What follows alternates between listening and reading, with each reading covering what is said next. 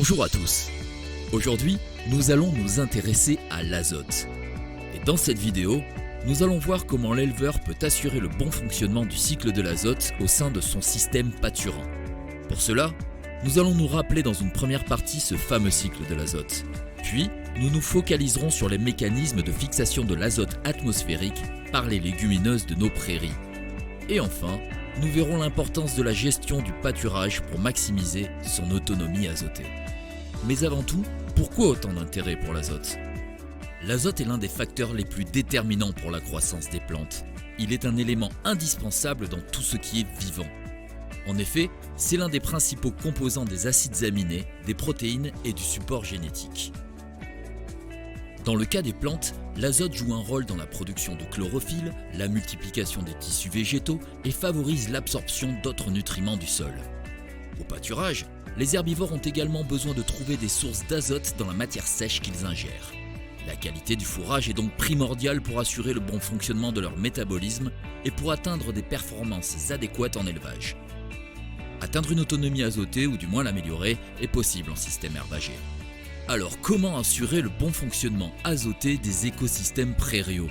Si vous le voulez bien, commençons par nous rappeler le fonctionnement du cycle de l'azote. L'azote est très abondant dans l'environnement, puisqu'il constitue 78% de l'air sous forme gazeuse N2.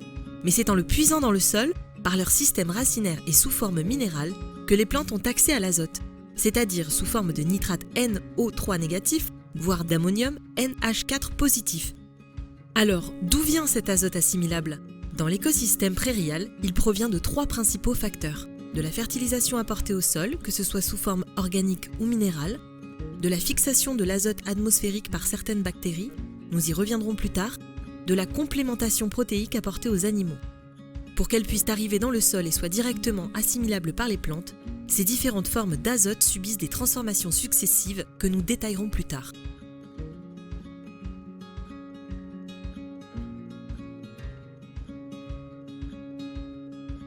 Il peut également y avoir des pertes et des sorties d'azote, qui sont très dépendantes du mode de gestion du pâturage. Nous y reviendrons plus tard dans cette vidéo. Abordons maintenant un point clé. En système herbager, l'écosystème peut être autonome en azote grâce aux légumineuses. En effet, cette famille de plantes qui regroupe plus de 20 000 espèces, comme par exemple les trèfles, la luzerne ou encore le lotier, a la capacité d'établir une symbiose, c'est-à-dire d'établir une relation gagnant-gagnant entre elles et des bactéries. Ces bactéries, appelées rhizobiums, vivent dans le sol, mais suite à un échange de signaux moléculaires, elles peuvent également venir se fixer à l'intérieur des racines de la plante dans une nodosité. Ces bactéries sont capables de fixer l'azote contenu dans l'air et le restituer à la plante sous forme d'ammoniac, donc directement utilisable par la plante. En échange, la légumineuse produit des molécules carbonées grâce à la photosynthèse et en fournit une partie aux bactéries qui en sont dépendantes.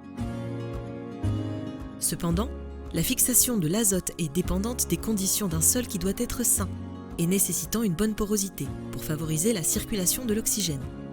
On peut ainsi retrouver des nodosités jusqu'à 50 à 60 cm de profondeur. Pour la plupart des rhizobiums, un sol chaud est nécessaire pour le bon fonctionnement des bactéries. Mais le ratio de fixation symbiotique diminue en cas de stress hydrique. Par ailleurs, les bactéries rhizobium